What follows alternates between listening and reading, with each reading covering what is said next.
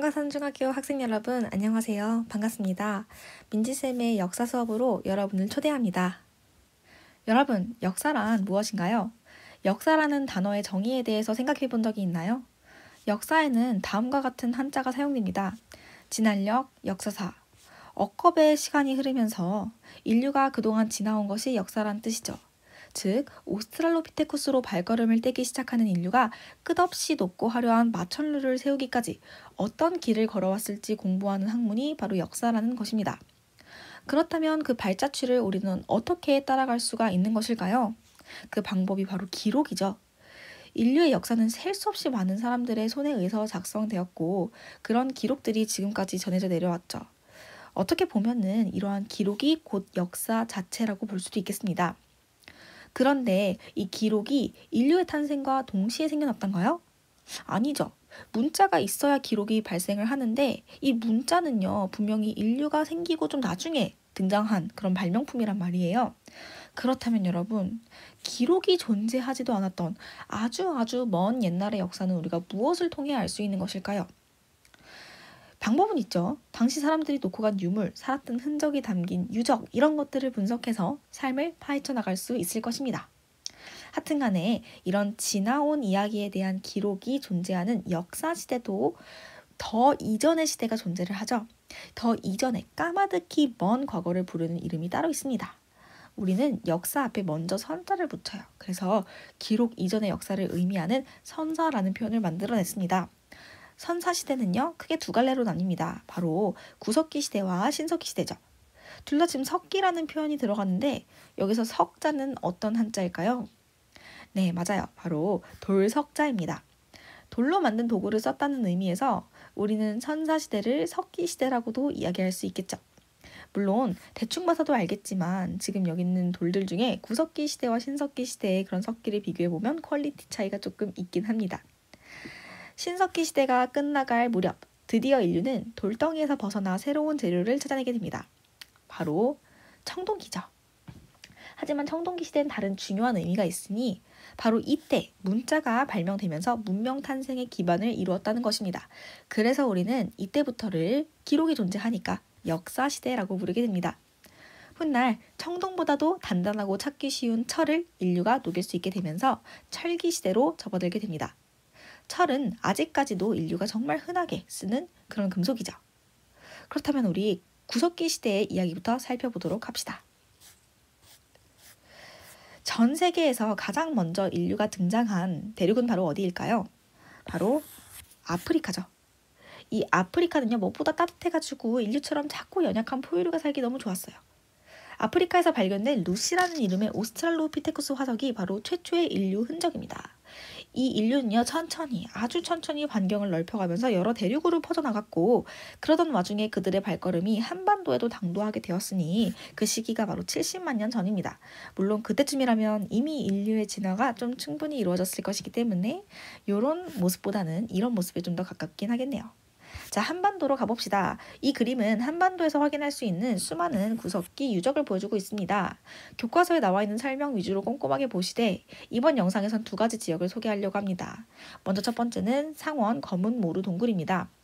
다른 건 몰라도 첫 번째 건 좀 기억을 해줘야겠죠. 우리나라에서 가장 오래된 구석기 유적이 바로 검은모루 동굴이 되겠습니다. 그 다음 두 번째는요, 청원 두루분 동굴입니다. 이 두루봉 동굴은요, 흥수아이라는 이름의 어린이 유골이 발견된 곳입니다. 발견자의 이름을 따서 흥수라는 이름이 붙었는데요. 이 흥수아이가 유명해진 이유는요, 흥수아이의 옆에 바로 이것이 발견되었기 때문입니다. 여러분 혹시 장례식장 가본 경험 있을까요? 장례식장 가면은 죽은 사람 옆에 이 꽃을 두는데 혹시 그게 뭘까요? 맞아요. 바로 국화꽃이죠. 흥수아이 옆에 사람들이 이렇게 국화꽃을 흩뿌려 놓은 그런 흔적이 있었다고 합니다. 그래서 그 옛날에도 사람들이 죽음이라는 존재를 인식하고 이를 슬퍼하며 추모할 줄 알았다라는 것을 우리는 알 수가 있는 것이죠. 우리는 두루봉 동굴에서 원시신앙의 존재를 확인할 수 있는 것입니다. 그런데 지금 이 유적의 이름을 보니까 대체로 다 어떤 말로 끝나나요? 맞아요. 바로 동굴 이런 단어들로 끝난다는 것을 우리는 알 수 있습니다. 검은모루 동굴, 두루봉 동굴, 무슨 동굴 이런 식으로요. 그래서 구석기 시대 사람들은요, 대체로 어디에서 거주했다는 걸 알 수가 있는 거예요. 네, 맞아요. 바로 동물이죠. 물론 교과서에 나와 있는 표현대로 바위그늘, 막집 이런 얘기를 해도 됩니다. 하지만 뭐 당시 기술력으로는 그냥 동물에서 사는 게 제일 간편했겠죠. 근데 여기에는요, 그것보다 더 중요한 이유도 있습니다. 그 이유를 설명하기 전에 그림을 좀 더 뜯어볼까요? 자, 지금 보니까요, 여기 있는 사람들 뭐 하고 있어요? 네, 불을 지피고 있습니다. 인류의 가장 위대한 발명이죠. 호모 에렉투스 시기부터 인류는 불을 통해서 사냥한 동물을 막 익혀 먹으면서 몸이 더 건강하고 튼튼해졌습니다. 제가 방금 사냥한 동물이라고 얘기를 했죠. 구석기 시대의 인류는요, 사냥, 즉 수렵 활동, 그리고 그림에 있는 것처럼 나무에 열린 열매를 따먹는 채집 활동, 물고기를 잡는 어로 활동, 이런 것들을 통해서 배를 채웁니다. 이렇게 먹고 살기 위해 한 여러 가지 행동을 우리는 경제 활동이라 말할 수 있습니다. 그런데 이 수렵 채집 어로는 단점이 많아요. 그 지역의 동물, 그 지역의 열매가 씨가 마르면요, 더 이상 먹을 게 없거든. 그래서 주기적으로 짐 싸들고 이사를 해줘야 됐어요. 그렇다 보니까 구석기 시대의 중요한 키워드 중 하나가 또 뭐가 있냐면 바로 이동 생활이 있습니다. 어차피 이동해야 되니까 집을 지을 필요가 있어 없어? 없는 거죠. 그러니까 대충 동굴에다가 거주지를 마련했다고도 볼 수가 있겠죠. 자, 그렇다면 또 여기 있는 사람은 뭘 하고 있는지 볼까요? 네, 뚝딱뚝딱 도구를 만들고 있다는 걸 알 수 있겠네요. 구석기 시대 사람들은 이름처럼 돌로 만든 석기를 사용합니다.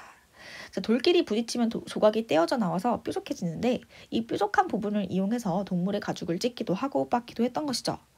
우리는 이렇게 만든 석기를요, 떼어 만든 석기다 해서 뗀석기라고 부릅니다.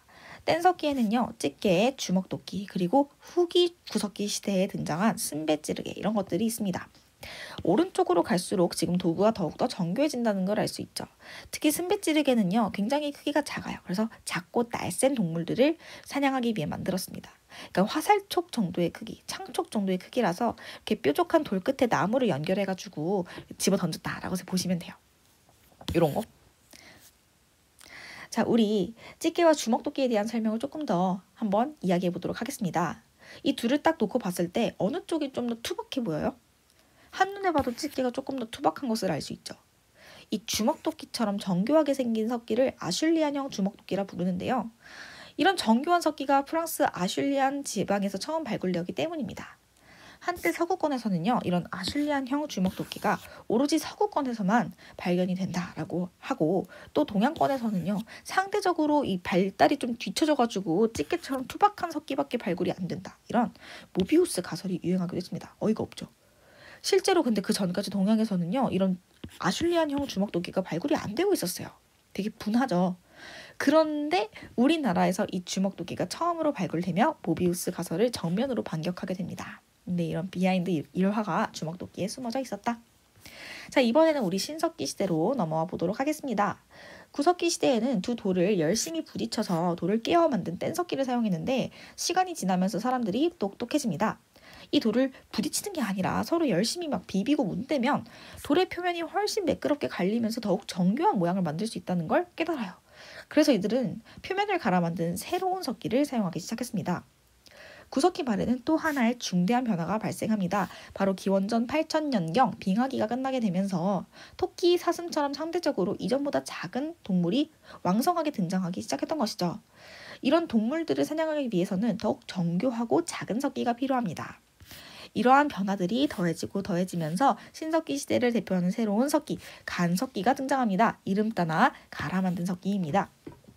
구석기 시대보다는 경제활동이 더욱 효율적으로 이루어지면서 조금씩 남거나 보관해야 되는 음식이 생기기도 시작합니다. 이런 음식을 비축하고 담아둘 그릇, 바로 토기가 등장하게 되는데요. 우리 한반도를 대표하는 토기는 바로 빗살무늬 토기입니다. 지금 여기 나와 있는 이런 무늬가 마치 머리빗의 그런 살 있죠. 그거를 닮았다라고 해가지고 빗살무늬다라고 부르게 되는 것이죠.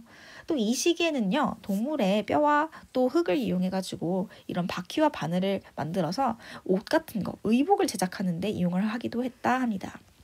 점점 지금 도구가 발전을 하고 있죠. 자, 신석기 시대 인류는요, 구석기 시대의 인류보다 조금 더 발전된 형태인 움집에서 거주를 하게 되었습니다. 신석기 시대 움집은요, 지금 보면 살짝 땅이 파여져 있죠. 반지하 구조를 가지고 있고요. 그리고 중앙에 이렇게 화덕이 위치해 있었다라는 것, 그런 특징들이 있다라고 해요. 신석기 시대의 도래를 알리는 또 중요한 변화가 있는데 바로 농경과 목축이 시작되었다는 것입니다. 아직 쌀을 재배하지는 못하고 조, 기장, 수수 같은 여러 잡곡을 재배하는 수준이기는 하나 인류가 자연에서 무엇인가를 얻어내는 것을 이제 넘어서서 자연을 일구어내었다라는 점에서는요. 굉장히 혁명적이다라고 얘기할 수 있습니다. 그래서 우리는 이 농경과 목축의 시작을 신석기 혁명이라는 단어로 이야기합니다. 신석기 시대에도 원시 신앙은 존재를 했습니다. 해, 달, 별, 바위처럼 자연물을 숭배하는 애니미즘, 그리고 호랑이, 곰과 같은 동식물을 숭배하는 토테미즘, 그리고 오늘날의 무속신앙과 같이 그런 무속신앙과 유사한 샤머니즘 이런 것들이 바로 그것인데요. 특히 토테미즘 같은 경우엔 여러분들 단군신화, 곰을 믿는 부족, 호랑이 믿는 부족 여기에서 잘 살펴볼 수가 있죠. 우리가 나중에 고조선 배우면서 더 깊이 있게 다뤄보도록 하겠습니다. 신석기 시대, 구석기 시대 합치면 선사시대가 되죠. 선사시대의 역사를 정리해보면 다음과 같습니다. 여기에 한 가지만 더 더해볼까요? 이 두 시대의 공통점이 있습니다. 바로 사회 구조인데요. 지금 선사시대만 해도 계급이라는 게 존재하지 않았어요. 평등한 사회였죠. 계급이 존재하려면 사회 규모가 좀 커져야 되는데 그렇다고 하기엔 구석기 시대나 신석기 시대나 굉장히 그 부족의 규모가 작았어요. 자, 지금까지 우리가 선사시대를 확인해봤습니다. 이번엔 청동기 시대로 넘어가 보겠습니다. 청동기 시대에 접어들면서 문자가 등장했기 때문에 우리는 이 시기부터를 기록이 존재하는 역사시대라고 부른다고 했습니다. 선사시대는 이제 막을 내렸다고 볼 수 있겠죠. 자, 그렇다면 우리 청동기 시대에 대한 이야기를 시작해 봅시다. 여러분, 얼마 전에 선생님이 유튜브에서 이런 영상을 봤어요. 동전에 이상한 약품을 바르고 막 면봉으로 싹싹 문질렀더니 동전이 글쎄 반짝반짝 빛이 나는 거예요. 여러분들도 혹시 이런 영상 본 적 있나요? 우리가 흔히 가지고 다니는 동전은 절대 뭐가 비치지 않을 것 같고 되게 지저분한데 반짝반짝 빛이 난다니 정말 신기했습니다. 그런데 이런 동전 뭘로 만들죠? 동전은요, 동으로 만듭니다. 은으로 만들면 은전이 되겠죠? 이런 동은요, 화폐뿐만 아니라 트로피나 아니면은 메달과 같이 여러 가지 시상을 해야 되는 상황에서도 사용이 되죠. 근데 그렇다는 건 그만큼 동이 어떤 금속이라는 의미일까요? 우리는 발에 채이는 게 동전이라서 많이들 잊고 살지만 동은 사실 굉장히 귀한 금속이랍니다. 희소 가치가 높은 금속이에요, 꽤. 청동은요, 동 중에서도 조금 푸른빛을 띠면서 산화하는 그런 동을 말합니다. 이 청동은요, 금속 원소 하나로 이루어진 것이 아니라요, 구리, 주석, 아연 등의 합금입니다. 청동기 시대 사람들은요, 높은 열을 이용해서 이 금속들을 녹이는 데 성공했고 그것을 아래와 같은 틀에 부어서 여러 가지 청동으로 된 도구들을 제조할 수 있었습니다. 돌을 갈아서 만드는 것보다 훨씬 고난도 기술이 필요했죠. 무수한 시간의 흐름이 이런 발명으로까지 연결된 것이라고 볼 수 있겠습니다. 이렇게 해서 만들어진 청동기 시대의 청동 도구들에는요, 청동 거울, 장신구, 방울, 그리고 검, 도끼 이런 것들이 있었습니다. 박물관이나 역사책에서 청동 거울을 본 친구들은 저렇게 푸르스름하고 녹슬고 내 얼굴이 하나도 안 비친 게 어떻게 거울이야 이런 생각해 보실 수도 있을 것 같은데 아까 언급한 동전 영상 기억나나요? 이 청동이라는 게 이렇게 녹슬면은 좀 이상하지만 녹이 슬기 전에 반딱반딱 잘 닦아 놓으면 되게 반짝반짝 빛나요. 그래서 내 얼굴이 잘 비쳐 보일 수 있는 것이죠. 반짝반짝 빛나는 요 획기적인 신재료 청동. 하지만 청동은요, 두 가지 치명적인 단점이 있었습니다. 먼저 첫 번째로는요, 청동은 구하기가 어려워요. 오늘날에도 메달이나 화폐에 이용될 정도로 가치가 높다 했잖아요. 따라서 모두가 사이좋게 나눠 쓸 수가 없죠. 누군가 더 힘을 가지고 있는 사람이 이 귀한 청동을 손에 넣는 것이죠. 그다음 두 번째 단점은요, 단단하지가 않아요. 그래서 우리가 청동의 재료를 한번 생각해 보면은요, 구리가 있잖아요. 구리는 전선 만들 때 쓰죠. 전선 막 구부러지고 그러잖아요. 그만큼 청동도 무르다는 뜻입니다. 청동으로는요, 농사는 꿈도 못 꿨어요. 애초에 구하기가 어려우니까 이걸 누가 농기구에 갖다 써요. 거기에 더해서 단단하지가 않다 보니까 그걸로 밭을 갈 수가 없어요. 이 농기구가 부러질걸? 그래서 청동기 시대에도 여전히 농사를 짓는 데에는요, 석기가 사용이 됩니다. 지금 보는 석기는요, 반달 돌칼입니다.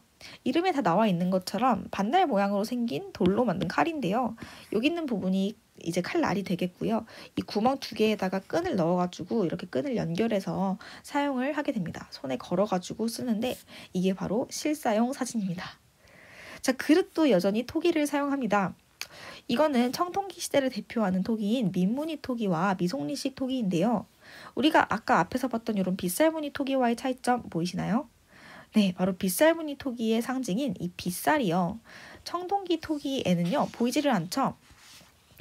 이 빗살이라는 것 자체가 토기의 내구성을 높이기 위해 만든 건데 아무래도 도자기 굽는 기술이 발전하다 보니까 이 빗살이 사라졌다라고도 볼 수 있겠고요. 또 차이점이 있습니다. 빗살무늬 토기는 끝이 뾰족한데 민무늬 토기랑 미송리식 토기는 끝이 좀 판판하거든요. 그래서 빗살무늬 토기는 아무래도 신석기 사람들이 바다 근처에 살았기 때문에 모래 같은 거에 꽂아서 써야 됐다라고 한다면 청동기 시대에는요, 평야지대에 주로 살았기 때문에 평평한 땅에 세워둘 수 있는 그런 토기가 필요했다. 이렇게 생활상도 우리가 유추해 볼 수 있습니다. 자, 청동기 시대의 생활 모습을 좀 더 알아봅시다. 여전히 사냥하고 채집하고 어로 있고 그리고 농사도 했고 했는데요. 획기적인 변화는 바로 벼농사, 쌀재배가 시작되었다라는 것을 알 수 있습니다. 그리고 청동기 시대도 움집을 짓긴 했는데 신석기 시대랑은 조금 형태가 다르죠. 일단 신석기 시대에는 반지하 구조라고 했다면은요, 청동기 시대는 지상가옥, 즉 땅 위에다가 짓는 형태로 바뀌게 되었습니다. 그리고 화덕의 위치도요, 신석기 시대에는 이렇게 정중하게 화덕이 있었다면은 청동기 시대는 약간 구석으로 조금 치우쳐서 화덕을 지었다라고 얘기합니다. 청동기 시대의 중요한 변화를 또 설명하고자 합니다. 아까 반짝반짝 빛나는 청동 도구들을 같이 확인했죠? 이 청동 도구들의 단점 중 첫 번째가 뭐였죠? 네, 겁나 희귀하다는 겁니다. 그렇게 누군가는 이걸 얻을 수 있지만 누군가는 청동을 손에 넣지 못해. 이 파워 밸런스의 붕괴는 곧 평등 사회의 종말을 의미합니다. 즉, 청동기 시대 드디어 사회 규모가 커지게 되면서 계급 사회가 시작된 것이죠. 강력한 힘과 권력을 바탕으로 청동 도구를 손에 넣은 이들은요, 자신의 힘을 강화하기 위해서 제사를 주관합니다. 일단 제사장이 되면 이렇게 삐까번쩍 화려한 청동 이런 제기들을 막 몸에다 걸 수도 있고요. 또 신과 가까운 위치에서 신과 대화를 할 수 있는 존재가 제사장이니까 그만큼 상징적인 존재가 되는 거잖아요. 그래서 제사를 지내면 힘이 강력해지고 힘이 강력한 사람은 제사를 지내고 이렇게 제사를 지내는 제사의 우두머리와 정치를 주관하는 정치의 우두머리가 같은 형태의 정치를요, 우리는 재정일치 사회다라고 부르게 됩니다. 자, 청동기 사회가 계급 사회임을 보여주는 중요한 단서 중 하나가 탁자식 고인돌이 있습니다. 이 고인돌은 우리가 강화도 가면 볼 수 있는데요, 엄청나게 큽니다. 이 어마무시하게 큰 고인돌은 어떤 용도로 만들어진 유적일까요? 얘가 바로 부족장의 무덤입니다. 부족장이 한 명 죽으면요, 이렇게 수많은 마을 사람들이 다 동원이 되어가지고 지금 돌을 끌고 이 돌을 여기다 세워. 그리고 그 돌을 2개 세운 다음에 여기를 다 모래로 채우고 이 위에다 덮개돌을 또 질질 끌고 올라오고 여기 모래를 다 빼내는 이런 과정을 거쳐야 되는 거예요. 한 사람이 죽었는데 이렇게 많은 사람들이 동원이 되어서 무덤을 만든다는 건 그만큼 부족장의 파워가 강력했다는 걸 우리가 알 수 있는 거죠. 자, 강력한 부족장을 중심으로 형성된 국가는요, 부족은요, 거의 국가급으로 성장을 해가지고 자기네들끼리 막 치고받고 투닥투닥 싸우기도 하는데요. 이런 전쟁이 발생을 하면서 다른 부족의 침입을 막기 위해 이런 방어시설들이 발달하기도 합니다. 이런 방어시설들, 여기 나와 있는 울타리가 목책이라고 하는 것이고요. 그리고 여기 있는 이 물길은요, 나중에 물이 흐르게 되거든요. 그래서 적들의 발을 묶어둘 수 있는 환호라고 불리는 방어수단인데 이렇게 2개가 이제 나중에 우리가 역사 속에서 확인하게 될 성벽의 원조라고 볼 수 있습니다. 자, 지금까지 우리가 선사시대와 청동기 시대에 대한 이야기를 살펴봤습니다. 내용을 이렇게 표로 정리해 보았으니까 필요한 친구들은 어딘가 잠깐 필기해 둬도 좋을 것 같네요. 자, 그렇다면 오늘 수업 여기까지 해보겠습니다. 다들 수고 많았습니다.